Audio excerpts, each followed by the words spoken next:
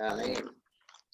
Amén, hermanitos. Dios les bendiga grandemente. Bueno, continuamos con el libro de Lucas, con mi hermano Agustín, capítulo 4. Estábamos conversando de cómo Jesús estuvo ahí en la casa de Simón, sanando a esa mujer que estaba con fiebre. Bueno, luego ahí continuaremos a partir del verso 40 con mi hermano Agustín. Dios les bendiga grande y poderosamente, hermanitos. Amén.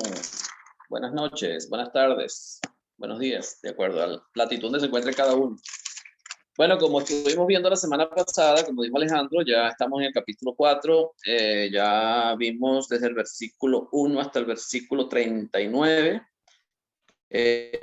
Lo último que vimos fue cuando Jesús curando a un hombre que tenía un espíritu inmundo. Vimos que se descendió a Capernaum, de una ciudad de Galilea, y allí entró a la sinagoga y había un hombre con un espíritu inmundo. El espíritu le dice: ¿qué tienes contra nosotros? Habla en plural, pero aparentemente eran muchos espíritus que estaban entre ellos. Pero en este caso, este hombre solamente tiene un espíritu porque fue el que salió de él. El caso es que Jesús hizo el milagro, curó a este hombre y su fama se difundió por todos lugares de los contornos. Algo que dijimos la semana pasada fue que Lucas, en el capítulo 1, cuando él inicia su carta, él dice que él quiso poner en orden la historia de las cosas que entre nosotros han sido ciertísimas. Pero como estuvimos viendo en el caso de Jesús cuando visita a la suegra de Pedro, el apóstol Pedro, vemos que él relata primero esta visita a la suegra de Pedro antes que el llamamiento del mismo Pedro. Pero sabemos, según nos narra Marcos y Mateo, fueron otros evangelistas que escribieron también, Mateo apóstol, Marcos evangelista. Marcos, él primero narra la conversión de Pedro y después la visita de Jesús a la casa de la suegra. Entonces, más o menos está en el orden. Vemos lo que sucedió ese día cuando Jesús visita a la suegra de Pedro. Ella tenía fiebre, dice que él reprendió la fiebre, dice inclinándose hacia ella, reprendió a la fiebre y la fiebre la dejó. O sea, Jesús por la palabra tenía poder. Y es lo que estuvimos hablando también la semana pasada, que la palabra tiene poder, la palabra de Dios tiene poder, el poder de la palabra. Por la palabra fueron hechas todas las cosas. Nosotros fuimos hechos por la palabra, o sea, por la palabra de Dios. Y hablábamos sobre la palabra, y nosotros también tenemos ese poder hoy en día, que es la palabra de Dios. Porque la fe viene por el oír y el oír por la palabra de Dios. Entonces, el verdadero milagro, cuando vemos las historias en la Biblia, por lo menos el caso de los apóstoles después de Hechos, capítulo 2, cuando ellos comenzaron a predicar, cuando empezaron los dones milagrosos allá en la iglesia, empiezan a hablar en lengua y otras señales que ellos hacían. Vemos que las señales realmente lo que servían era para llamar la atención de las personas, pero el verdadero poder no estaba en esos milagros que se hacían, ni la curación del cojo allá en el templo, ni el hablar en lengua. El verdadero milagro era la conversión de las personas. O sea, el verdadero milagro es cuando las personas escuchan el mensaje, cuando las personas creen al mensaje, se arrepienten y se bautizan para el perdón de sus pecados. O sea que la confirmación del mensaje está cuando la gente se bautizaba, como vemos en Hechos capítulo 2, cuando el apóstol Pedro por primera vez da su primer discurso evangelístico. Vemos después cuando se convierten 5.000 personas más que van creyendo en el mensaje. Eso que el verdadero milagro está en el mensaje de Dios. Y ese poder lo tenemos nosotros hoy en día. Hoy tenemos ese poder de llevar ese mensaje a muchas personas y que las personas sean salvas. Entonces el verdadero milagro es que las personas se arrepientan y sean salvas de la condenación eterna, que vengan al conocimiento de Dios y vengan a formar parte de lo que es el reino de Dios, la iglesia. Entonces el verdadero poder está en la palabra y Jesús aquí lo demuestra cuando cura a la suegra de Pedro. Después de que él cura a la suegra de Pedro, vemos en el versículo 40 y 41 del capítulo 4 de Lucas que él cura a muchas personas más, pero dice al ponerse el sol. Y todos los escritores de este versículo, tanto Mateo como Marcos, hablan también de eso, de que es al ponerse el sol, cuando ya oscurecía, cuando ya estaba oscuro, es que él curó a estas personas. Aparentemente él pasó el día en casa de la suegra de Pedro, pasaron el día ahí, Y después vino las personas a la casa de Pedro, porque ahí fue donde llegaron las personas para ser curadas. Cuando leemos, bueno, vamos a leer versículos 40 y 41 primeramente. Dice, al ponerse el sol, todos los que tenían enfermos de diversas enfermedades los traían a él. Y él, poniendo las manos sobre cada uno de ellos, los sanaba. Y también salían demonios de muchos, dando voces y diciendo, tú eres el Hijo de Dios. Pero él los reprendía y no les dejaba hablar, porque sabían que él era el Cristo. Entonces dice que ponerse el sol, todos los que tenían diversas enfermedades los traían a él. ¿Y dónde estaba Pedro, Jesús, cuando los traían a él?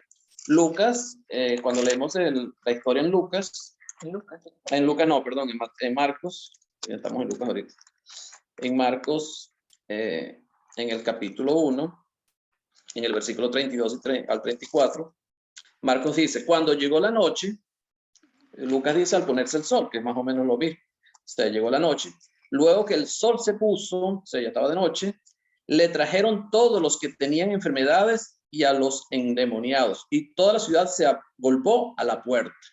¿A la puerta de dónde? A la puerta donde estaba Jesús. ¿Y dónde estaba Jesús?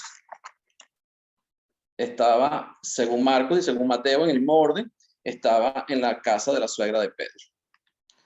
Y dice después el versículo 34, y sanó a muchos que estaban enfermos de diversas enfermedades y echó fuera muchos demonios y no dejaba hablar a los demonios porque le conocía. Lo mismo que dice Lucas en este caso en el versículo 40 y 41. El caso es que él estaba en la casa de la suegra de Pedro, había sanado a la suegra de Pedro cuando se vio sana, cuando estuvo sana, los sirvió, dice que se levantó a servirles a los que estaban ahí, estaban algunos de los discípulos, estaba Jesús, y ella se levanta a servirles, y cuando llega la noche, me imagino que la gente pudo ir es cuando estaban libres, tenían trabajo, no sé, me imagino, por eso fueron cuando se puso el sol, es que ellos llegaron a la puerta donde estaba Jesús y trajeron a quienes, a todos los enfermos y endemoniados. ¿Por qué traen a todos los enfermos y endemoniados? Porque la fama de Jesús, como dice el versículo 37, se difundía por todos los lugares en los contornos. O sea, la fama de Jesús se estaba divulgando por todos los contornos. La gente que estaba escuchando de Jesús, que Jesús hacía milagros, que Jesús curaba personas, que Jesús echaba fuera demonios. Por tanto, cuando tú tenías un enfermo, tú tenías una persona que estaba enferma, ¿a dónde lo llevabas? A Jesús, para que Jesús lo sanara. Entonces, por eso es que la gente buscaba a Jesús. Y Jesús tenía que hacer ese tipo de señales y milagros porque tenía que dar a conocer quién era. Y eso era parte de la manera como se daba a conocer, o lo que él tenía que hacer para darse a conocer como el Hijo de Dios. Y los demonios, dice acá, según el versículo 41, reconocían y sabían quién era él. Fíjense que los demonios daban voces diciendo, tú eres el Hijo de Dios, tú eres el Hijo de Dios. Cuando Satanás, ¿se acuerdan la historia de Satanás tentando a Jesús, verdad? Lo vimos ya en el capítulo 3. Perdón, en el capítulo 4, aquí empezando. Vimos que Satanás, para tentar a Jesús, no afirmó que Jesús fuera el Hijo de Dios, sino que le dijo, si eres Hijo de Dios, si tú eres Hijo de Dios, o sea, confirma que eres Hijo de Dios haciendo lo que yo quiero que tú hagas, que era convertir la piedra en pan y ahí lo demás que vimos acá, arrojarse del pináculo del templo y adorar a Satanás para que le entregara todos los reinos del mundo. Pero él nunca confirmó, pero ellos sabían que era el Hijo de Dios. O sea, realmente sabían que era el Hijo de Dios. Los demonios sabían que Jesús era el Hijo de Dios. Lo que los demonios de Satanás no sabían era cómo Jesús venía a hacer su obra redentora. Es lo que ellos nunca conocieron, nunca supieron. Porque como vemos en la historia de la Biblia, que cuando Judas negó o fue a vender a Jesús, fue a entregar a Jesús por las 30 monedas, dice que Satanás entró en Judas. Satanás entró en él y él fue y entregó a Jesús. O sea, si Satanás hubiera sabido que la obra redentora de Jesús era morir en una cruz, si él hubiera sabido eso, él jamás hubiera permitido que Jesús muriera en una cruz. Él lo hubiera cuidado para que no muriera en una cruz. O sea, la obra de Dios, la obra de Dios era tan perfecta y que solamente estaba en la mente de Dios, y el único que le entendía era Dios, el mismo Dios, que nadie lo pudo entender. Vemos los primeros discípulos cuando predicaban, el mismo el eunuco cuando venía leyendo Isaías 53, allá después de venir de adorar en Jerusalén, ya Jesús había resucitado, ya había salido al cielo, y él seguía sin entender las escrituras, que tuvo que venir Felipe a explicárselo. O sea, la obra redentora de Dios era difícil de entender, la gente no lo entendía. Los mismos apóstoles no lo entendían. Tuvo que venir el Espíritu Santo el día de Pentecostés para que ellos comprendieran las escrituras, comprendieran realmente cuál era el propósito de la muerte de Jesús en la cruz. Era un misterio, exacto, como dice Pedro. Era el misterio que estaba oculto desde antes de la fundación del mundo, un misterio que fue revelado ahora, que lo tenemos ya revelado en las escrituras, ya lo entendemos. Pero en el principio era difícil, o sea, entender que el Redentor, el Salvador, el Hijo de Dios, lo mismo demonios, como el Hijo de Dios podía morir en una cruz. Eso era algo que era inconcebible. Los judíos no podían entender eso. Era difícil porque era, o sea, como dice Gálatas capítulo 3, o sea, era difícil porque la escritura decía, maldito todo aquel que es colgado en un madero. Hablamos hoy de misterio, eso es correcto, hermano. Es un misterio, era un misterio que estaba oculto de la eternidad, que solamente está en la mente de Dios, el único que lo conocía, porque si Satanás hubiera conocido ese misterio, jamás hubiera permitido que el Hijo de Dios muriera en una cruz, porque esa era la obra redentora de Dios. A pesar de que Judas lo vendió, ese era el propósito de Dios, tenía que cumplirse. Cristo tenía que morir. Él se lo anunció a los apóstoles no lo entendían. Como dijimos la semana pasada, cuando se lo revela a los apóstoles, Pedro, ¿qué le dice Pedro? Señor, que eso jamás te acontezca. ¿Y qué le dice Jesús? Apártate de mí, Satanás, porque me eres tropiezo, no pones la mirada en las cosas de Dios, sino la de los hombres, o las terrenales. Porque la obra de Dios no era esa. Él tenía que venir, él venía a morir. Ellos no entendían, pero él venía a eso. Y morir en una cruz era algo que no podían admitir. Un judío no podía admitir que el Hijo de Dios, el que se llamaba Mesías, llamarse Mesías, Hijo de Dios, muriera en una cruz. Eso no lo podía entender nadie. Ningún judío podía entender eso. Entonces, pero los demonios sabían que era el Hijo de Dios. Ellos sabían que era el Hijo de Dios. Ellos entendían y sabían que era el Hijo de Dios. Pero Jesús no nos mandaba a callar para que no se lo revelase. Él iba a revelar su identidad como Hijo de Dios, ¿cómo? No por lo que dijeran las personas, sino por lo que vieran en él, lo que hacía él, las obras que él hacía. Por eso cuando él lo estaban condenando, él decía, ¿por cuál obra me condena? Por las buenas obras no te condenamos, sino por la blasfemia, porque él decía que él estaba blasfemando cuando decía que era Hijo de Dios, cuando decía que era el Mesías. Entonces, los demonios sabían quién era Jesús, entendían quién era Jesús. Ahora, algo importante para aplicación nuestra. ¿Cuál sería la aplicación para nuestros días, estos versículos 40 y 41? ¿A dónde iban las personas cuando tenían necesidad? La necesidad de las personas, ¿cuál era en este caso? La necesidad de las personas era física, era de salud o de endemoniados. O sea, tenían problemas físicos de salud. Y sabían que Jesús era el único que podía sanarlos. Entendían su situación física, sabían cuál era su condición física, por lo menos las personas que llevaban para que Jesús los sanara. Ellos sabían lo que tenían, el problema que tenían. Y cuando uno entiende el problema que uno tiene, la enfermedad o la situación que uno está viviendo, uno va a la persona que es la que te puede solucionar ese problema. En este caso, ellos tenían problemas de salud y tenían personas endemoniadas. Y ellos sabían que el único que podía ayudarlos en esta situación era Jesús. Y por eso se agolparon a la puerta al ponerse la noche, a ponerse el sol cuando llegó la noche. Se agolparon. Y la situación es igual. A veces la gente no busca a Dios, no busca a Jesús en estos tiempos. Y es porque a lo mejor no entienden lo que tienen. No entienden cuál es su enfermedad. No se dan cuenta de la enfermedad que tiene. Pero cuando uno entiende realmente de qué enfermedad está padeciendo, uno busca a la persona que te puede solucionar esa enfermedad. En este caso, si uno está enfermo, nuestra enfermedad ya no es física, nuestra enfermedad ahora es espiritual, porque el pecado es una enfermedad que nos mata, y tenemos la solución a las manos, tenemos la solución, y la solución es Jesucristo. Esa es la solución para nuestra enfermedad. Pero hasta que las personas no entendamos, hasta que nosotros no entendamos, o las personas no entiendan que tienen esta enfermedad, entonces nunca van a buscar a Jesús. Por eso cuando yo empiezo la predicación, cuando empiezo a predicarle a alguien, aunque la Biblia dice, vaya y anuncien el evangelio a toda criatura, prediquen el evangelio a toda criatura. Yo empiezo por predicarles primeramente su condición espiritual. Su condición espiritual, porque Jesús vino a salvarnos. Jesús vino a salvarnos y la gente tiene que entender el por qué la gente viene, por qué Jesús vino a salvarnos y de qué nos vino a salvar y en qué condición estábamos nosotros para que Él nos venga a salvar. Es importante. Cuando la gente entiende su condición espiritual ante Dios y el peligro, el resultado que puede traer esa condición espiritual que tienes ante Dios, entonces la gente empieza a pensarlo 2 veces y empieza a escucharte. Empieza a escuchar realmente cuál es el mensaje, porque primero le dice cuál es la enfermedad que tiene y después le dice cuál es el remedio para esa enfermedad. Eso es lo que yo trato de hacer con las personas cuando les predico. Los demonios entonces conocían a Jesús. Jesús no dejaba que ellos hablaran, Él los reprendía y no los dejaba hablar porque sabían que Él era el Cristo. Ellos sabían que Él era el Cristo, el Mesías, el que venía a salvar a su pueblo. Al menos ni siquiera sabían si iba a salvar también a los gentiles. Los demonios pensaban que solamente venía por los judíos.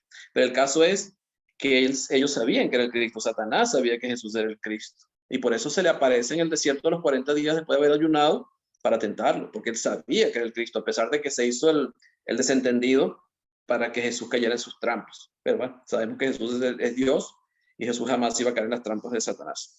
¿Alguna pregunta o comentario hasta acá? Yo creo que no se refiere. Vale, va a comentar. No, solamente quería acotar algo. Cuando se refiere que al caer la tarde, es porque terminaba el sabbat, cuando ya oscurecía terminaba el sabbat. Entonces comenzaba el otro día, por eso le traían ya los enfermos, porque ya había terminado el sabbat, entonces ya podían ellos caminar y cargar enfermos, etcétera, etcétera. Sí, puede haber sido porque ellos estaban en la sinagoga se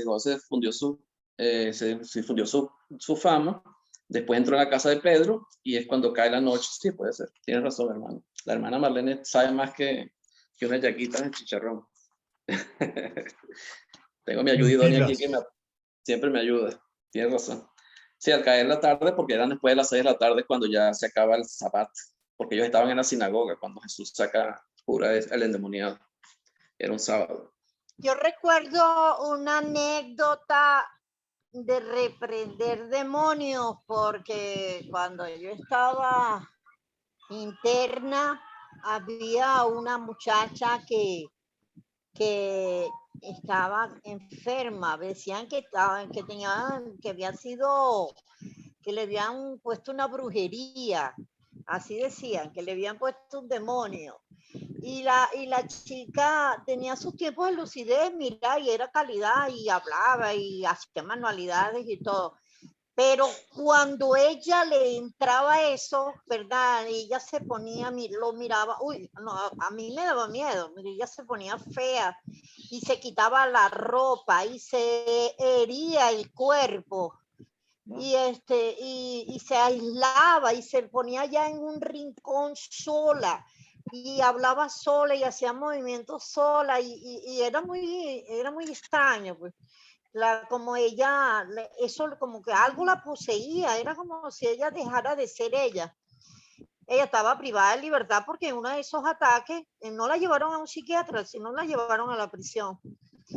Y viene una señora que iba a leer, una evangélica que iba siempre a llevar la palabra. Y entonces la señora se le acercó a la muchacha, ¿verdad? Pero la muchacha estaba en ese momento mal, pues estaba en esos momentos en que ella no respondía por nada. Y entonces la señora evangélica se le acerca y le decía, te reprendo en el nombre de Jesús, sal demonio de ella, sale. Entonces yo le dije, no te le acerques. Y ella estaba como afilando un chuzo.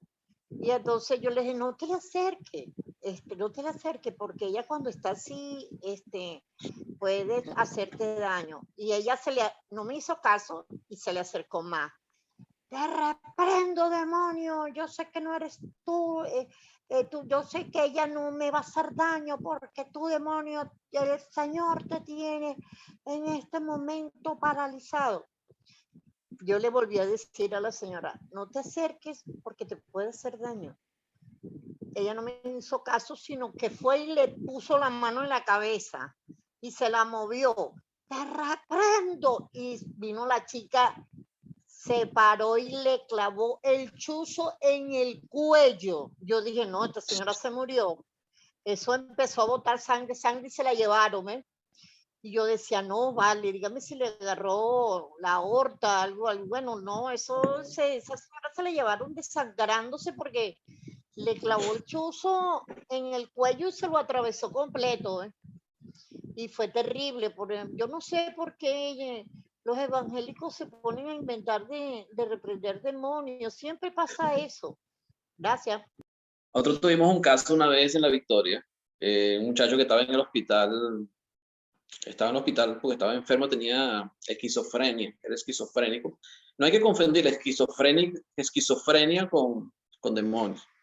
Este muchacho lo tenían amarrado en la camilla porque era violento. Era violento y Clemente y yo fuimos allá al hospital. Clemente siempre iba al hospital a ayudar a las personas enfermas y cosas. Yo a veces lo acompañaba. Ese día estábamos allá en el hospital con ese muchacho y él estaba, o sea, tenían que amarrarlo porque si no se ponía muy violento. Y yo, para saber realmente si realmente era un demonio, ¿qué puedes hacer? Preguntarle su nombre. Le pregunté cómo te llamas y él sabía su nombre, conocía quién era. Entonces no era ningún demonio, era una enfermedad mental simplemente.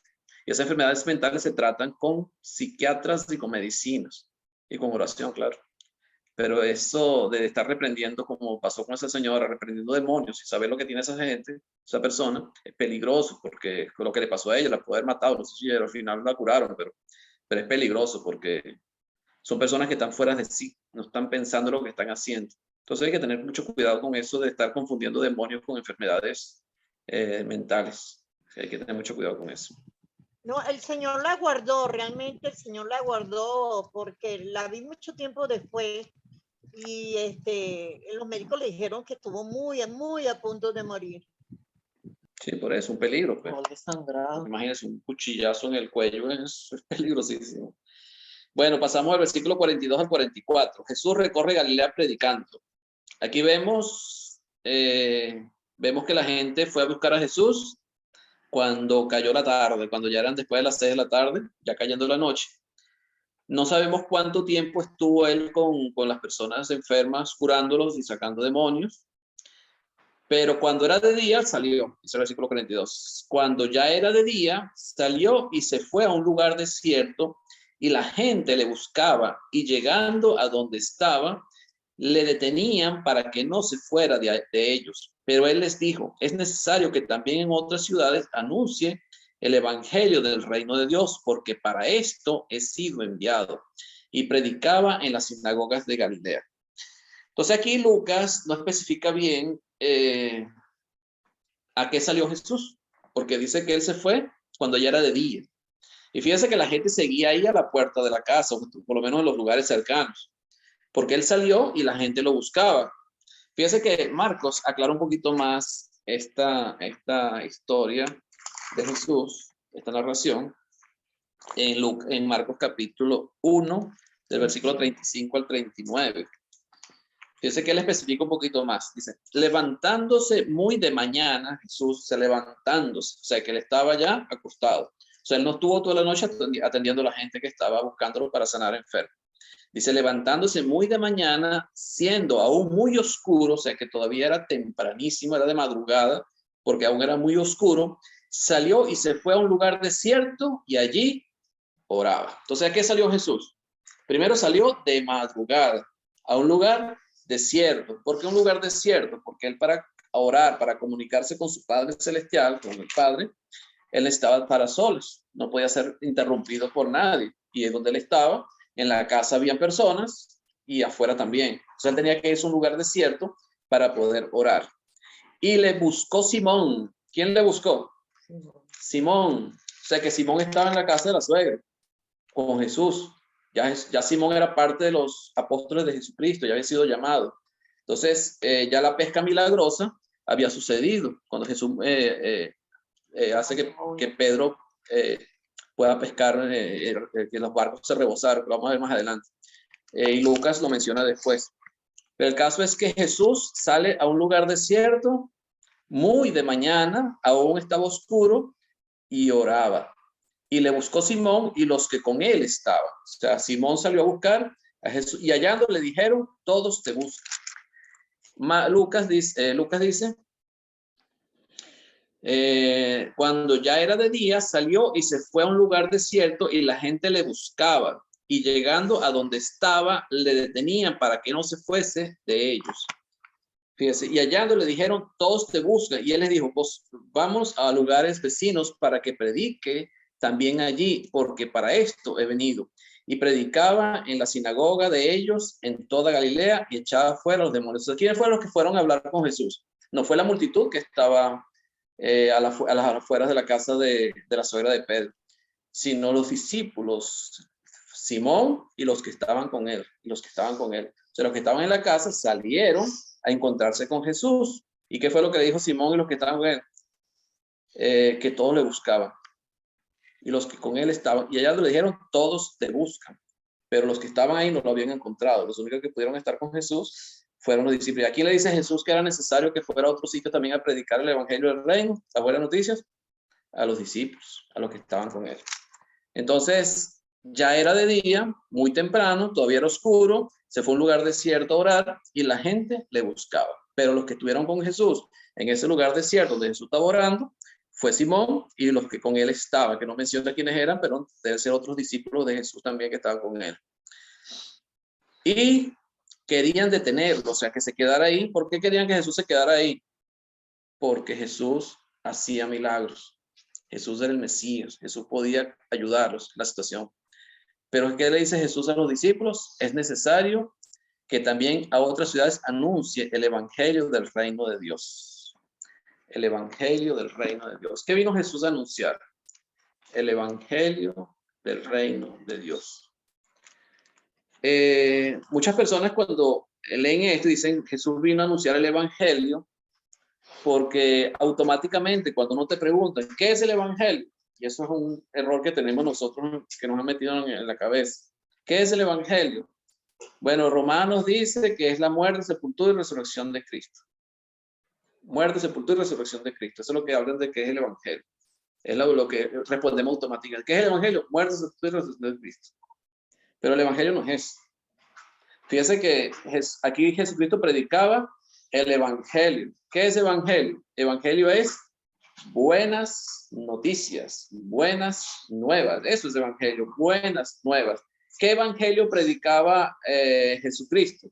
Las buenas noticias del reino de Dios. Como decía Juan el Bautista en Mateo, arrepentidos porque el reino de Dios se ha acercado. ¿Qué predicaba Jesucristo? Allá mismo Mateo hablaba, arrepentidos porque el reino de Dios se ha acercado. Entonces Jesucristo predicaba las buenas noticias del reino. ¿Qué predicamos nosotros? El evangelio. ¿Qué evangelio predicamos? Las buenas noticias de salvación, que Cristo murió por nosotros. Eso es las buenas noticias, que Cristo murió por nosotros y que realmente murió por nosotros porque estuvo sepultado 3 días, pero que al tercer día resucitó de los muertos y está sentado a la diestra del Padre. Eso es lo que nosotros predicamos, esas buenas noticias, las buenas noticias de salvación, el mensaje de salvación. Pero no podemos automatizar que evangelio es muerte, sepultura y resurrección de Cristo, porque entonces la gente se puede confundir. Y yo he visto gente confundida con estos versículos. Dice, bueno, ¿cómo Jesús predicaba el evangelio si todavía no había muerto? Entonces vemos gente confundida y no debemos confundir esto. Es muy distinto. Entonces evangelio es buenas noticias, buenas nuevas. ¿Qué vino Jesucristo a predicar? Las buenas noticias del reino. Que el reino se había acercado. Que el reino ya estaba por establecerse. Jesucristo vino precisamente a terminar su obra redentora, estableciendo el reino de Dios. El capítulo 4 de Mateo, bueno, el capítulo 3 primero de Juan el Bautista.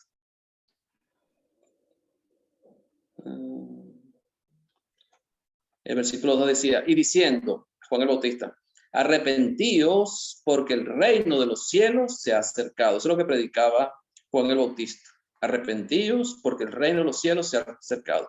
Y en el capítulo 4 de Mateo, en el versículo 17, cuando Jesús comienza su ministerio, él decía, desde entonces comenzó Jesús a predicar y a decir, arrepentíos porque el reino de los cielos se ha acercado.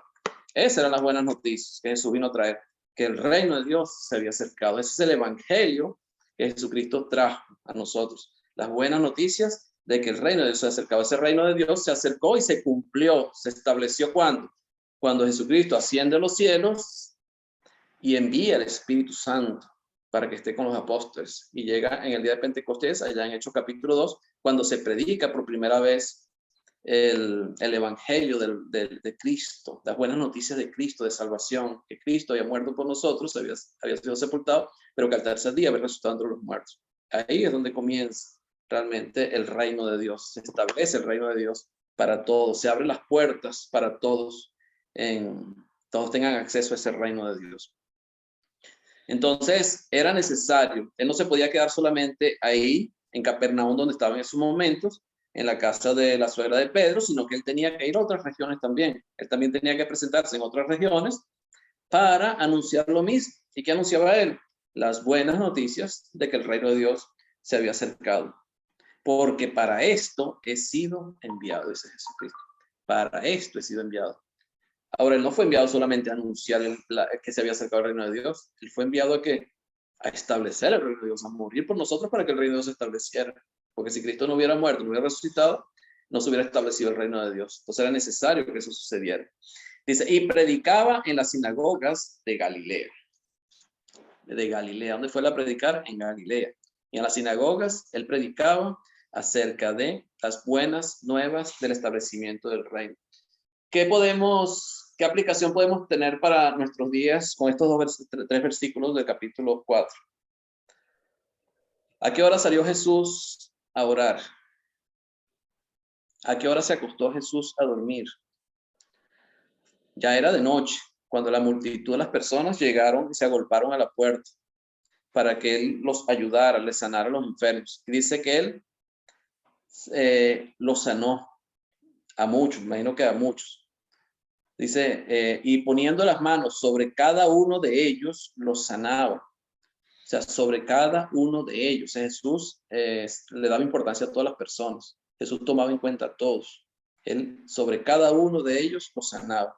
O sea que si eran muchas personas y Jesús ponía las manos sobre cada uno de ellos para que fueran sanos, yo imagino que estuvo bastante tiempo con ellos para sanarlos. Entonces, a lo mejor se acostó tarde, Jesucristo esa noche.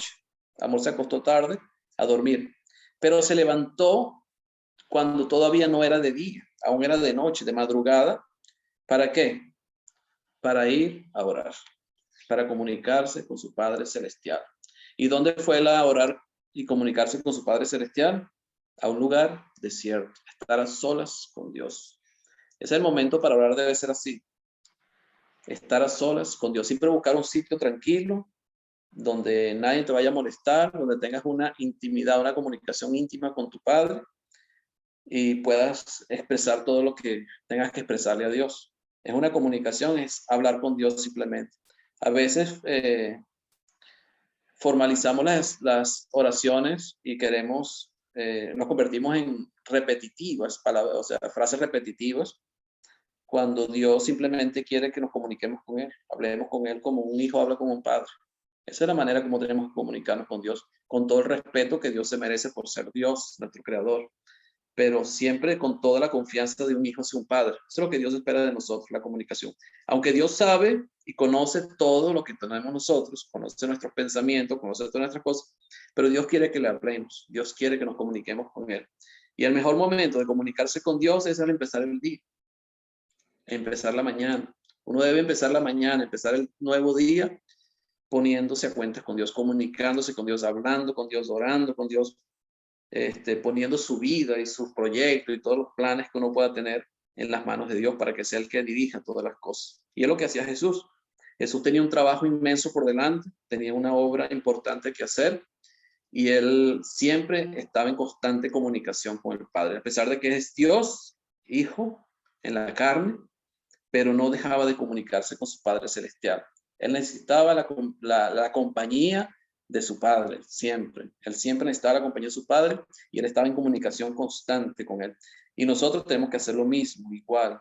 Tenemos un Padre que es Dios y necesitamos y debemos comunicarnos constantemente con ese Padre Dios que tenemos, que nos ha adoptado, nos ha hecho sus hijos por la sangre de Cristo, por los méritos de Cristo. Entonces los discípulos querían, o las personas querían que él se quedara ahí, pero él realmente decía que no era, que él también tenía que ir a otros sitios, es necesario que también en otras ciudades anuncie el evangelio del reino de Dios, porque para esto he sido enviado. Y nosotros fuimos enviados acá, ¿a qué? ¿Cuál fue la gran comisión que nos dejó Jesucristo? Vayan y hagan discípulos, allá en Mateo capítulo 28, versículo 18 en adelante. Vayan y hagan discípulos a todas las naciones, bautizándolos en el nombre del Padre, del Hijo y del Espíritu Santo. A eso fuimos enviados. Y Jesús fue enviado y cumplió su trabajo. Y nosotros también tenemos que cumplir el trabajo que nos corresponde como discípulos de Cristo, como parte del reino de Dios que estableció Jesús. Tenemos que cumplir la gran comisión que Dios nos ha encomendado. Y es parte de nuestra responsabilidad como cristianos. Dice, y predicaba en las sinagogas de Galilea. Y predicaba en las sinagogas de Galilea. Él se iba ¿a dónde? A las sinagogas de los judíos a predicar, porque él también era judío. Imagino que lo hacía los días sábados, porque era el día que se reunían en la sinagoga para escuchar la palabra de Dios. ¿Algún comentario o alguien que quiera aportar algo más? Sí, Agustín. Estaba pensando en la oración modelo, porque cuando los discípulos le preguntaron a Jesús que le enseñara a orar, que les pidió que le enseñara, Jesús les dijo, por ejemplo, voy a citar aquí Mateo capítulo 6, verso 10, que dice en Nueva Traducción Viviente, que tu reino venga pronto.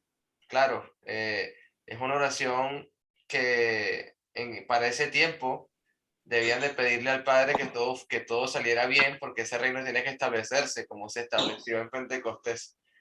Y a veces conocemos esta oración y quizás hoy la podemos decir con mucho amor y cariño, pero ya el reino está, es lo que tú estabas conversando, era eso. Amén, exactamente. Hoy la Iglesia Católica sigue... Quiero compartir. Dígame, hermana. Aquí en la palabra donde él dijo, es necesario que también a otras ciudades anuncie el evangelio del reino de Dios, porque para esto he sido enviado. Y así mismo, como 16:15 de Marcos nos dice que nosotros también somos enviados a predicar el evangelio a toda criatura. Y no necesariamente tiene que ser en el lugar donde tú estás. Ahorita tenemos la oportunidad pues de ser como internacionales, como dice la palabra, predicar el evangelio entre las naciones. Tenemos la oportunidad a través de estos dispositivos que tenemos en la mano, pues ahorita pues podemos llegar a muchísimas personas, A mí me alegra muchísimo porque por lo menos en Barinas se bautizó en pandemia a una chica que yo decidí dedicarme a ayudarla, ¿verdad? Porque en pandemia no nos congregábamos y bueno, decidí ayudarla y estar muy pendiente de ella y ayudarla a crecer. Y para mí fue muchísima alegría hace 4 días que ella me dijo, ay, hermana Ali, todo lo que usted me enseña, yo se lo enseñaba a mi hija y ella decidió bautizarse y aquí te envió la fotografía. Entonces yo dije, wow, qué alegría, porque no importa que tú estés encerradito aquí en tu casa, pero estos dispositivos que tenemos en la mano nos dan la oportunidad pues de predicar el evangelio a muchas partes, porque pues lo podemos hacer, solo que tenemos que tener disciplina y hacerlo siempre, estar haciéndolo con disciplina, haciéndolo con mucho amor y bueno, y ahí están los frutos, pues uno se siente muy contento porque ve que pues que tu trabajo no es en vano, pues Dios tú solamente siempre y el Señor es el que va a decidir dónde es el crecimiento, pues.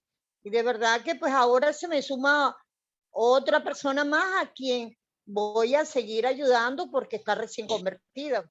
Y eso es lo que nos indica aquí esta palabra, pues. No solamente ya, bueno, es mi vecina, no, tenemos la oportunidad de ir a Venezuela, México, donde tengas tú la oportunidad de hacerlo, pues hay que hacerlo. Gracias. Amén. Así es, hermano. Sí, mi hermanito que tenía levantado la mano, Cristian Sánchez, por favor, díganos, hermanito. Sí, gracias, hermano. Me gustaría comentar acerca del verso 40, esta parte donde vamos. También me llama mucho la atención la frase del al ponerse el sol, ya que pensando en una aplicación, vemos que quien tiene necesidad del Señor, como estas personas que estaban enfermas, quien tiene necesidad del Señor, no hay impedimento en cuanto a tiempo o enfermedad, ¿no? Estas personas al ponerse el sol aún así buscaban al Señor. Entonces, cuando alguien tiene una verdadera necesidad, siempre va a buscar a nuestro Señor, ¿no? La otra, pues, creo que vemos un ejemplo claro como el paralítico, ¿no? Dice que también hay gente que llevaba a los enfermos. Entonces también demanda fe aún de los que llevaban a esos enfermos al ponerse el sol. Y otra cosa más, lo que usted decía, hermano Agustín, que el Señor trabajaba todo el tiempo, ¿no? Dice que al ponerse el sol, sea el atardecer o como lo veamos, si ya era pues el siguiente día judío, pues vendría siendo nuestro amanecer. Entonces, como lo podamos ver, pero Jesús trabajaba todo el tiempo. Tanto así como usted lo dijo, que al día siguiente, apenas saliendo el sol, él ya más multitudes lo buscaban, ¿no? Entonces vemos que él sanaba en privado, sanaba en público, predicaba a multitudes y aún así se dedicaba a orar. Entonces creo que eso también nos enseña que no podemos limitarnos a solamente hacer una labor. También es necesario buscar el tiempo de oración, también es necesario buscar el tiempo de predicar el evangelio, ¿no? Aquí por lo menos vemos tres cosas hasta estos versos 40 al 43, que Jesús oraba, ayudaba y predicaba, ¿no? Y pues la oración es una edificación personal. Entonces hay que buscar tiempo de edificación personal. Hay que buscar tiempo para ayudar y hay que buscar tiempo para edificar a otros. Orar, ayudar y predicar, ¿no? Para todo hay tiempo y aquí está la muestra con nuestro Señor. Aún aunque tengamos que hacerlo hasta ponerse solo muy de mañana, pero pues el trabajo sí se puede hacer. Ese es el comentario. Amén. Amén. Amén. Así es, hermano. Gracias. Gracias, hermanito Cristian. Sí, hermanito Marcial. Le echamos de menos, hermanito. Yo. Active el micrófono, hermanito Marcial.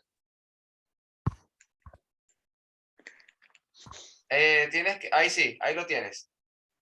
Un poquito de entrar porque me pedía el código y no lo tenía, el código 7. Ajá, entonces la intervención sobre el pasaje es el siguiente. Es importante escuchar de todos ustedes en la experiencia como predicadores. ¿Qué nos aconsejan a nosotros los muchachos, los jóvenes, para salir a predicar? Porque hemos notado que en la Iglesia de Cristo somos muy flojos para salir a predicar. Yo lo hago por la radio, y cuando hay iniciativas de alguna persona por relaciones con los amigos, o sea, que nos caen del cielo. Pues aquí está esta ovejita para que puedas predicarle. Entonces necesito eso, que me hablen de las experiencias, de la motivación, de las formas de la predicación, de las maneras como predicar. O sea, cuál es la mejor forma, el mejor método. ¿Qué nos dice la palabra acerca de eso? Aunque ya yo lo sé, pero quisiera escuchar de cada uno de ustedes o de algunos los que se quieran participar acerca de esa motivación. O sea, ¿qué nos va a motivar para salir más a predicar? Segundo, el método, la manera, cómo. Que comentemos cómo lo hacía Pablo, cómo lo hacían los apóstoles, cómo lo hacía Jesús. Todas esas cosas nos enriquecen. No sé si me expliqué. Sí, hermanito. Amén. Bueno, pues podemos hacer un breve comentario. No sé si creo que nos estamos yendo un poco de Lucas, hermanito Marcial, pero creo pues que le está bien, podemos dedicar unos minutos a Agustín. No, el comentario es bueno, claro. O sea, porque es la experiencia de cada uno de cómo predicar. El que tiene más experiencia aquí predicando es el hermano Roberto Miranda. Es el que tiene 50 años predicando el evangelio. Pero lo que yo comenté hace rato, yo tengo un hermano que vive en Canadá, en Montreal. Y nosotros fuimos a visitarlo una vez allá en Montreal. Y fuimos a la iglesia allá de Cristo, allá en Montreal, hasta la iglesia de Cristo. Y fuimos a congregarnos allá con ellos. Entonces hay unos que son latinos y otros que son canadienses. Entonces ellos hacen el servicio en francés e inglés y tienen traductores al español para que uno tienen como unos audífonos para que uno escuche. El caso es que después los hermanos nos invitaron a su casa, los latinos, y fuimos a su casa a comer y tal. Hicimos un estudio y tal. Y ellos me decían, aquí en Canadá es muy difícil predicar. Y yo le digo, ¿por qué es muy difícil predicar? Digo, porque la gente aquí no necesita a Dios. Porque aquí la gente tiene todo. Aquí la gente tiene casa, tiene comida, tiene carro, tiene todas las comodidades, está cómoda, a la gente no le falta nada. Entonces, como a la gente no le falta nada, tampoco le hace falta a Dios. Y eso es lo que estábamos comentando hace rato. ¿Por qué la gente iba a llevar a los enfermos a Jesús? Porque estaban enfermos. Porque si no estuvieran enfermos, no hubieran ido por allá a buscar a Jesús. ¿Por qué los endemoniados iban a buscar a Jesús? Porque estaban endemoniados. Llevaban a los endemoniados porque estaban endemoniados. O sea, porque tenían un problema. Reconocían que tenían un problema. Yo, en mi caso, no sé qué hace el hermano querido, cómo empiezas las predicaciones, pero en mi caso, yo empiezo los estudios enseñándole a las personas su condición espiritual ante Dios. Eso es lo que yo empiezo. Porque si la gente no sabe, no necesita al médico, no lo va a buscar. Si la gente no sabe cuál es su condición de enfermedad o espiritual, no va a buscar el médico, no va a buscar la solución. Tú le puedes predicar a Cristo, pero la gente va a decir, pero es que yo no cometo pecado, yo no tengo ningún problema, o sea, yo me porto bien, yo trabajo para mi familia, yo soy fiel a mi esposa, yo cuido a mis hijos, yo no tengo ningún pecado, es lo que la gente te dice. Entonces hay que empezar por enseñarle cuál es su condición espiritual y por qué está en esa condición y por qué necesita el Salvador. Esa es la primera parte. Después que la gente reconoce en qué situación está espiritual ante Dios, entonces uno empieza a pensar y dice, oye, necesito un médico que me cure. Y ahí es cuando le mostramos la solución, que es el Evangelio de Cristo. Es lo que yo hago. No sé qué hacer, hermano querido. Cuéntenos su experiencia.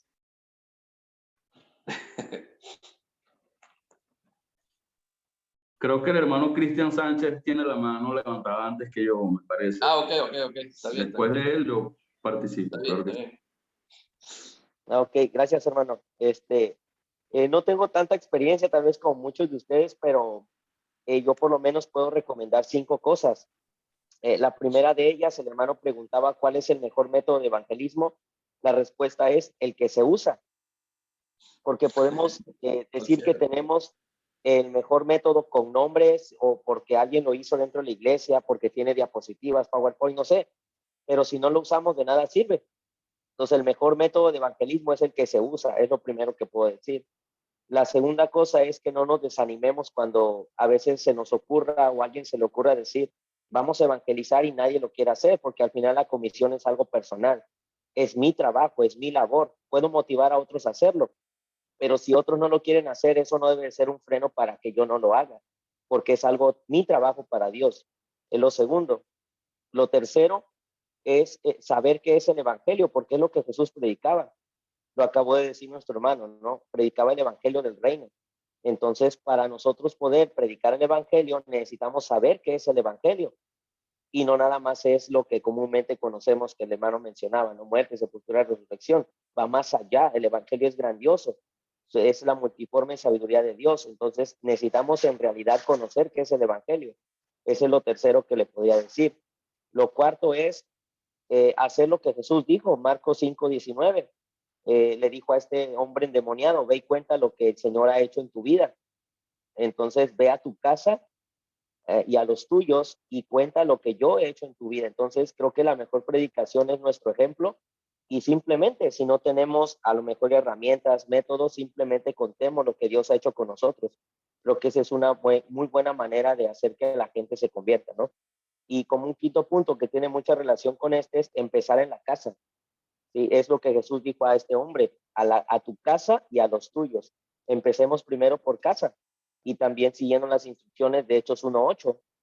Los discípulos, los apóstoles estaban en Jerusalén y Jesús les dijo, recibiréis poder cuando haya venido sobre vosotros el Espíritu Santo, seréis testigos en Jerusalén, Judea y Samaria. Era como un círculo que se iba extendiendo, primero en tu casa, después avanzas más y después Samaria y hasta lo último de la tierra. Entonces creo que es necesario siempre empezar en casa, ¿no? Para compartir el evangelio. Entonces serían las 5 cosas que podría yo decir. No desanimarse, el mejor método es el que se usa, saber qué es el evangelio, contar lo que el Señor ha hecho en nuestra vida y empezar por la casa. Ese sería, más. Gracias. Amén. Buenísimo, hermano. Hermanito Pedro. Amén. Qué bueno. Bueno, yo creo que ya todo está dicho. No, ya, ¿qué más podemos agregar ahí? Excelente. El testimonio de la persona es lo más importante, el testimonio, o sea, porque de nada sirve que yo predique el amor de Cristo y yo no manifieste el amor. O sea, entonces mi testimonio es el primer mensaje que le damos al mundo, es nuestra vida, nuestra propia vida, hasta la propia familia, como decía el hermano. Lo primero que tenemos que predicarles a los más cercanos. Amén. Y nuestra vida tiene que hablar por nosotros. Antes que abramos la boca, nuestro testimonio es lo primero que tiene que predicar. Nuestra vida, lo que los familiares, amigos y vecinos vean en nosotros. Y que la gente diga, yo quiero ser como él. Eso es lo importante. Amén. Bueno, ¿Hay algo? ¿Vas a comentar algo, Pedrito? Sí. Sí, hermano. Y después, bueno, después voy yo. Dele, hermanito. Ok. Bueno, primero quería mencionar que me llamó la atención lo que comentó Agustín en la clase de que Satanás no conocía el plan que Dios tenía de dar salvación y perdón a través de la muerte de su Hijo en la cruz del Calvario, donde iba a recibir y a cargar el pecado de todos nosotros. Pues si lo hubiese sabido, hubiese tratado de impedir que fuera a la cruz. Eso me hizo entender más, gracias a Dios, por ese aprendizaje, ¿verdad? También me llama mucho la atención, ¿verdad? Ordenando un poquito aquí lo que he venido pensando, o sea, la convicción tan profunda que tenía nuestro Señor Jesucristo y su consagración y su devoción a Dios, o sea, y esa convicción que él tenía de lo que él tenía que hacer, o sea, la convicción que él tenía de que vino a predicar, tenía mucho que ver con la comunión que tenía con el Padre. O sea, la comunión con el Padre, la vida piadosa, la vida de oración, la oración ferviente y la devoción a Dios, era lo que en mi entendimiento del pasaje le daba a él la fuerza para saber lo que tenía que hacer, para saber a qué vino. Pues para esto he venido a predicar el evangelio. Yo estoy convencido, cada día me convenzo más, que nuestro Señor Jesucristo tenía la motivación de predicar, de servir al Padre, ¿okay? Porque primero se conectaba con el Padre, primero intimaba con el Padre, primero tenía intimidad con el Padre en la soledad, en el desierto. Era su primera necesidad, era su primera prioridad. O sea, para él no había una prioridad más importante que esta. Las almas para él eran importantes. De hecho, él decía que para eso había venido. Pero antes que las almas, la prioridad del Señor Jesucristo era la intimidad con el Padre, la relación con el Padre. Porque de la relación con el Padre, de la estrechez con el Padre, viene la convicción de la misión que nos ha dado el Padre. Y en este caso, la misión que nos ha dado el Padre es predicar la buena noticia, llevar la buena noticia, la buena nueva de que hay salvación, de que hay redención, de que hay perdón y que hay una esperanza en la eternidad. ¿Okay? Entonces, primero eso, o sea, la intimidad con el Padre. Y es lo que el mismo pasaje nos muestra, ¿verdad? El mismo pasaje nos muestra que es poder estar muy cansado, porque el versículo 40 y 41 nos muestran un día pesado. Imagínense, desde temprano en la casa de la suegra, después al ponerse el sol. Eso fue una agenda apretada, hermano. Muchas horas hasta tarde en la noche, y sin embargo, a pesar del agotamiento, oye, de madrugada antes que el sol sale, a intimar con el Padre, a comulgar con el Padre. Es un aprendizaje y una enseñanza para nosotros muy grande. ¿Okay? Entonces, yo considero muy particularmente, o sea, que un método como tal, pues yo, o sea, yo nunca he trabajado con un método. Realmente un método no sé qué recomendar o qué, porque un método yo nunca he tenido. O sea, hay que compartir la buena noticia de lo que Jesús ha hecho en tu vida. Y decir que este es un método, que este es el método más efectivo, es como difícil, porque todas las personas estamos en un ambiente distinto, todos somos distintos, todos tenemos habilidades distintas, y bueno, pues el mejor método es, o sea, es el que tú usas, como dijo el hermanito Cristian, ¿verdad? Una respuesta maravillosa. O sea, ve y como le dijo el Señor al endemoniado Gadareno, mira, ve y cuenta a los demás cuán grandes cosas ha hecho el Señor contigo, ¿verdad? Entonces, comparando un poco con lo que decía Agustín, yo, o sea, primero mostrar a la persona su condición, o sea, primeramente mostrar a la persona la condición espiritual en la que se encuentra, la enfermedad en la que se encuentra, ¿verdad? Y alternarlo con el propósito de Dios, o sea, porque cuando la persona se le explica para qué Dios la trajo, para qué Dios la formó, para qué Dios la creó, pues esa persona se va a dar cuenta que no está viviendo conforme a ese propósito, que su vida no se corresponde al propósito para el cual Dios la creó, que está apartada y alejada, ese es el propósito, o sea, está en desobediencia, está en pecado. Y por ahí Dios va poniendo, por ahí Dios va presentando, porque es que todas las personas son distintas, o sea, por eso establecer un método único es complejo, porque todas las personas son distintas. Algunos han estado en iglesias, algunos nunca han estado en iglesias, algunos han leído mucho la Biblia, algunos nunca han leído la Biblia, algunos son humildes, algunos son pudientes económicamente, otros, o sea, un método como tal, establecer un método como tal es muy complicado. Siempre va a depender de las circunstancias, del momento, de la ocasión que Dios presente y lo más importante, de la comunión que tú tengas con Cristo, de la obra de Cristo en tu vida, ¿verdad? Todo parte de allí, ¿verdad? Todo parte de eso. Realmente un método como tal, pues, o sea, por lo menos yo no lo he puesto en práctica, pero, o una serie de lecciones, lección 1 al 10, o una cadena de pasajes, o sea, eso ya uno ha visto tantos años, tantas cosas que se tratan de hacer así, y no, o sea, ¿qué haces tú con memorizar una ametralladora de versículos? O sea, hay que presentar a Jesús, hay que mostrar a Jesús con nuestra vida, ¿verdad? Con nuestra obra, la transformación que Él ha hecho en nosotros, la salvación que nos ha dado y el compartirlo a otros. O sea, las buenas nuevas, ¿verdad? De que hay salvación, de que hay perdón en Él, vida eterna en Él. Simplemente algo ahí muy rapidito, por lo menos de lo que es mi experiencia en ese sentido. Eso. Bueno, Jesucristo decía, si me amáis, guardad mis mandamientos. Lo que hay que enseñar a la gente es amar a Dios. Porque si la gente no ama a Dios, tú le puedes mostrar la enfermedad y le puedes mostrar la medicina. Pero después se aparta. Exacto. Hay que enamorar a Dios, a la gente de Dios. Sí, y uno enseña a la gente a amar a Dios cuando la gente ve cómo Dios la ama. Cuando la gente se da cuenta de cómo Dios le ama, cómo Dios, lo importante que es para Dios, el plan que tiene Dios, el propósito que Dios tiene para ti, mira cuán amor nos ha dado al Padre, o porque de tal manera amó Dios al mundo. Cuando la gente ve y el amor de Dios la llega a su vida, o sea, se enamora esa persona también de Dios, se enamora esa persona de Dios. Y uno tiene que ser una plataforma o un ejemplo vivo de eso para que el mensaje pueda tener respaldo, pues, en este caso. Es algo que también siempre considero mucho. Amén, así es, hermano. Quisiera apoyar ahí a mi amado hermano, el amigo del alma, mi hermano Pedro, porque primeramente los grandes deseos de servir a Dios, que es lo más importante, que empezamos por nosotros mismos, ese gran deseo de querer servir a Dios, pues transmitírselo a otra persona, por lo menos a otra persona, para que sean por lo menos dos que vayan a predicar, que salgan a predicar.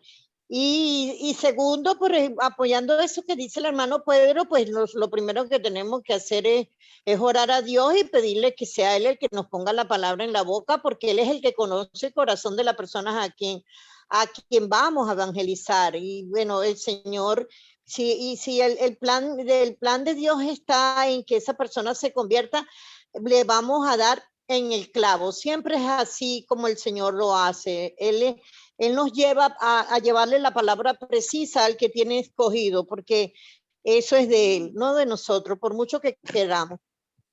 Amén. Amén, hermanita. Bueno, nada, Agustín, no sé si vas a añadir algo más del texto. No, yo creo que con esto ya podemos terminar por hoy. Mañana Hermano podemos querido, continuar. Dime, hermano.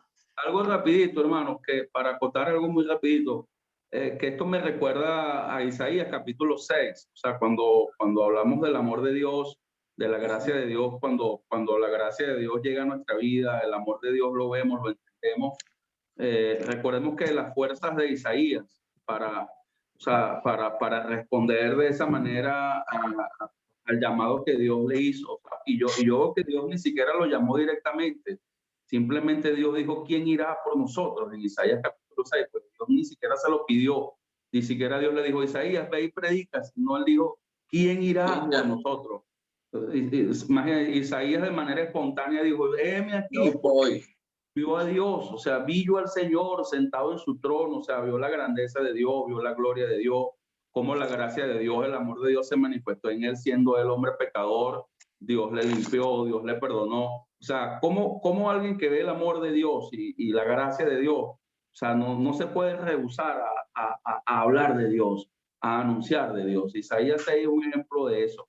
Entonces, el Señor Jesucristo, de alguna manera u otra, cada madrugada, cada mañana, hacía eso que vemos en Isaías capítulo 6, ir a ver a Dios sentado en su trono, ver su misericordia, ver su perdón, ver su amor, ver su poder. El Señor Jesucristo necesitaba mantenerse en conexión permanente con el Padre para poder tener fuerzas y hacer la obra, hacer la misión que el Padre mismo le había encomendado. Solamente eso. Amén. Gracias, hermano. Amén, hermanito. Alejandro. Sí, el hermano también, un momentito, el hermano también me hace recordar, hermano Pedro, a una clase que dio el hermano Pedro Sánchez aquí a nosotros en esta plataforma del Salmo 40, cuando David decía, envíame a mí, yo quiero hacer para lo que yo fui elegido, envíame a mí. Yo quiero hablar de ti. Mi corazón está lleno de ti. Envíame a mí porque me agrada hablar de ti. Eso del Salmo 40 lo recuerdo bien caliente. Amén, hermana. Sí, Marcial. ¿Será que el hermano Roberto nos quiere algo, aunque sea algo muy corto, acerca de esa motivación, porque lo que nos hace falta a nosotros aquí en este lado del país es un poquito más de motivación y a mí me pareció excelente lo que dijo Agustín, la condición espiritual, que lo que primero nosotros evaluemos en el no creyente o en la persona que escojamos para predicarle es esa condición espiritual. Me pareció excelentísimo. Hermano Roberto. Bueno, lo que dijo Pedrito me gustó mucho, porque realmente así es, ¿no? Lo que dijo Agustín lo demuestra. Cada quien tiene su estilo y su método, pero la motivación debe ser la misma. La motivación para hacer algo debe ser exactamente la misma, ¿no? Y si nosotros entendemos y comprendemos la gracia de Dios, lo que Dios ha hecho por nosotros, vamos a querer compartirlo con los demás. Son buenas nuevas, ¿no? Cuando nos nace un bebé a los papás nuevos, queremos mostrar el bebé a todo el mundo y decirles, mira qué bonito está mi bebito. O sea, son buenas nuevas. Para mí el método más sencillo es el que yo sí uso un método propio, y eso es lo que estamos haciendo ahorita. O sea, al estudiar un evangelio estamos viendo lo que Dios ha hecho por nosotros. Y cuando se lo podemos manifestar a los demás, lo que Dios ha hecho, ¿verdad? Generar en esa persona el sentimiento de agradecimiento, de misericordia y de deseo de corresponder, ¿verdad? Así que recibiendo, como dice Hebreos, así que recibiendo un reino inconmovible, tengamos gratitud y por medio de ella sirvamosle a Dios con reverencia y temor, ¿verdad? Ese es el asunto. Yo no he predicado un evangelio de terror en mi vida satisfactoriamente, o sea, con resultados. Pero en un evangelio de gracia sí ha producido resultados, ¿no? Pero esa es la forma en que uno trabaja. Y no, eso no quiere decir nada, absolutamente nada, porque el que añade es, el que hace, da el crecimiento es Dios. Usted y yo podemos pasarnos toda una vida y no bautizar a nadie, ¿verdad? Jeremías predicó toda su vida como profeta de Dios y nadie le hizo caso. Ni una persona le hizo caso. No hay un ejemplo en Jeremías que le dijeran, te vamos a seguir. Siempre es al revés. No nos arrepentiremos, no te creeremos, no te escucharemos, nunca, ¿verdad? Y en cambio el apóstol Pedro, en su primer sermón se bautizaron 3,000 personas, ¿verdad? Pero eso no hace que Pedro sea mejor que Jeremías. Los dos son escogidos por Dios. Lo que Dios quiere es que prediquemos el evangelio. Es lo que quiere. Y una cosa que aprendimos hoy es que el evangelio no es solamente el evento, ¿verdad?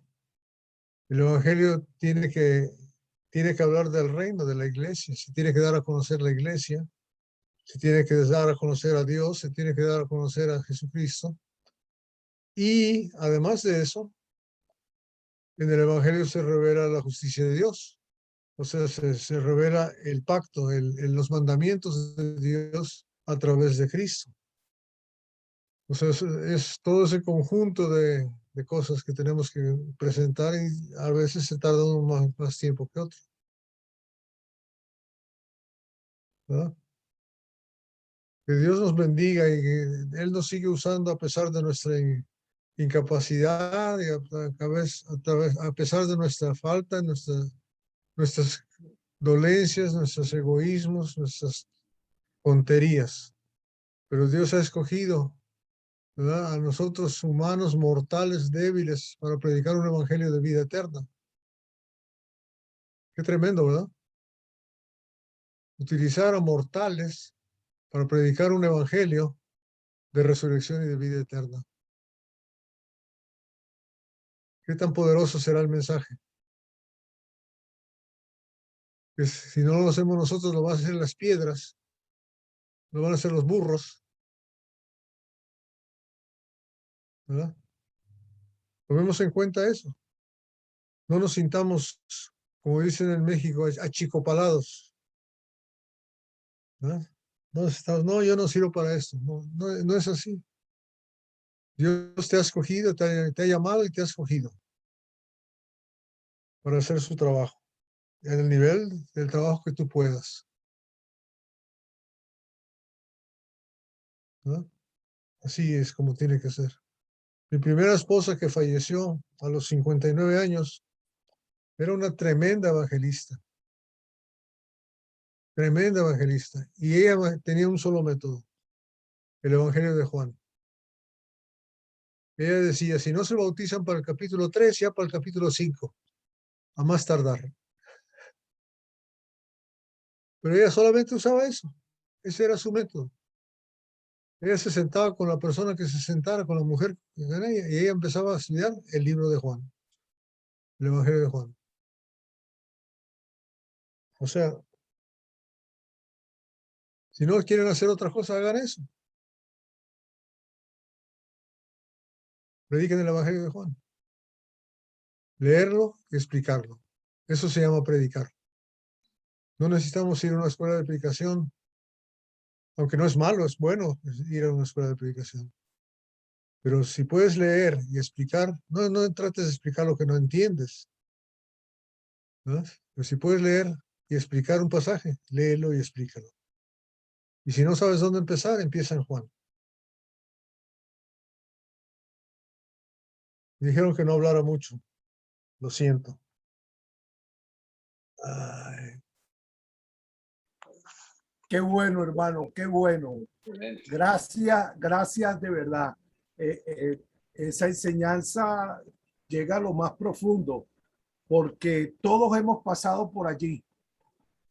De verdad que excelente. El Evangelio, fíjese usted, nosotros al principio teníamos como una burbuja donde únicamente teníamos entendido la sepultura, la crucifixión, la sepultura y la resurrección. Pero los que nos hemos adentrado y hemos profundizado en la amplitud de el significado gramatical del evangelio como buena noticia, es todo, es toda la palabra, es toda el testimonio de Cristo, es todo el conocimiento del Padre.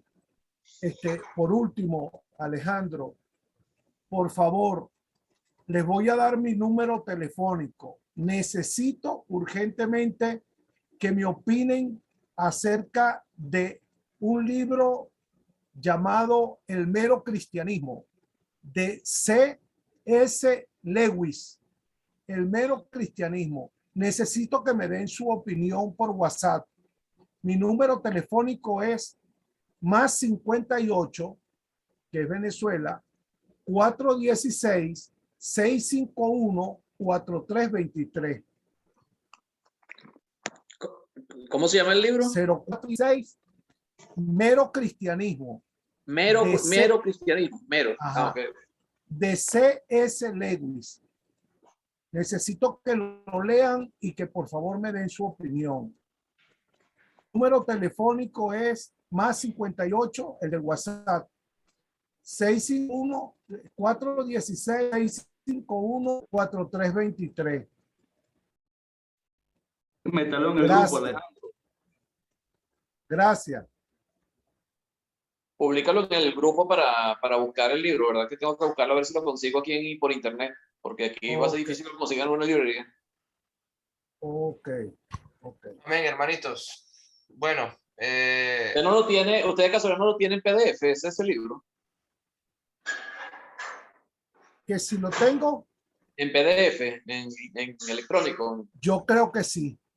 Bueno, puede enviarlo al grupo, Alejandro, inclúyelo al grupo, al hermano Marcial, no sé si le dan el grupo, y publícalo en el grupo para poderlo leer. Perfecto. ¿Cómo se llama el libro? Mero Cristianismo. ¿Y quién es el autor? C.S. Lewis. ¿Sí? C.S. Lewis. Bueno, hermanitos, vamos a pasar a la oración final. Hemos terminado, Agustín, con el libro de Lucas por el día de hoy. Continuamos el día